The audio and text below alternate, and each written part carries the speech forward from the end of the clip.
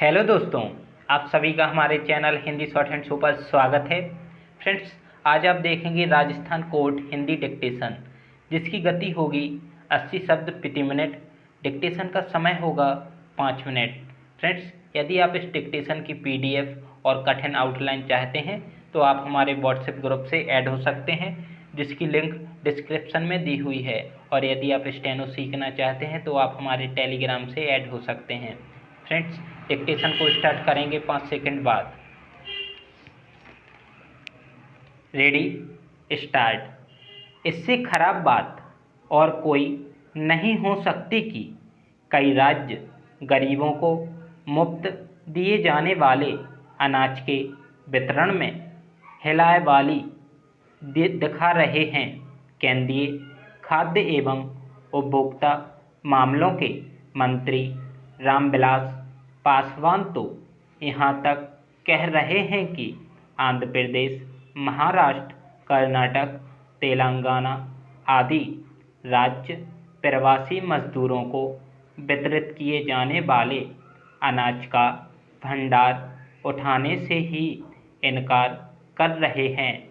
इसका सीधा मतलब है कि ये राज्य इसकी चिंता करना जरूरी नहीं समझ रहे कि रोजगार के अभाव में बड़े शहरों से अपने घर लौटे मजदूर भूखे पेट ना रहें। यह घोर संवेदनहीनता ही नहीं, गरीब विरोधी रवैया भी है। राज्यों के ऐसे रवैये के बाद यह सवाल उठना स्वाभाविक है कि प्रधानमंत्री ने गत दिवस PM गरीब कल्याण अन्न योजना को नवंबर माह तक विस्तार देने की जो घोषणा की, वह सही तरह जमीन पर उतर पाएगी या नहीं, क्योंकि वह योजना मार्च से ही लागू है। इसलिए यह सवाल उठना भी स्वाभाविक है कि क्या उस पर ढंग से अमल किया जा रहा है। यह सवाल इसलिए क्योंकि इस योजना पर अमल के बाद यह सामने आया था कि कुछ राज्यों में प्रवासी मजदूरों को मुफ्त अनाज देने में सुस्ती का परिचय दिया जा रहा है। Para change.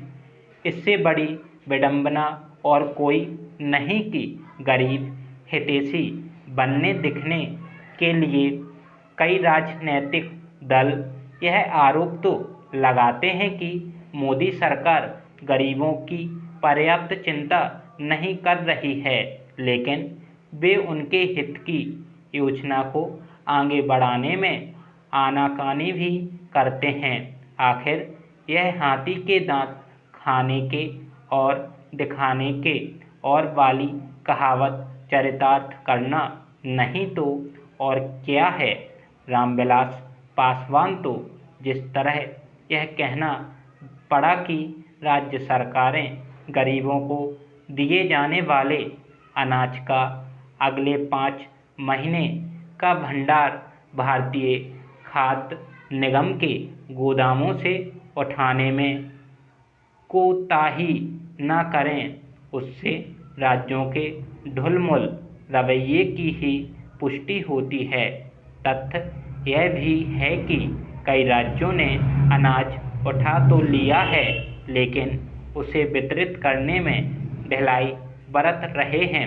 राज्यों के ऐसे रवैये के बाद इसे और आसानी से समझा जा सकता है कि एक देश एक राशन कार्ड की महत्वाकांक्षी योजना को देश भर में लागू करने में देरी क्यों हो रही है।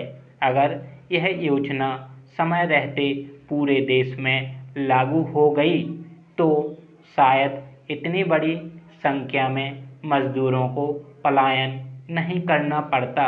बेहतर हो केंद्र सरकार 80 करोड़ लोगों को अपने दायरे में लेने वाली PM गरीब कल्याण अन्न योजना को सही ढंग से लागू कराने के लिए राज्यों पर न केवल दबाव बनाए बल्कि उनकी निगरानी भी करे।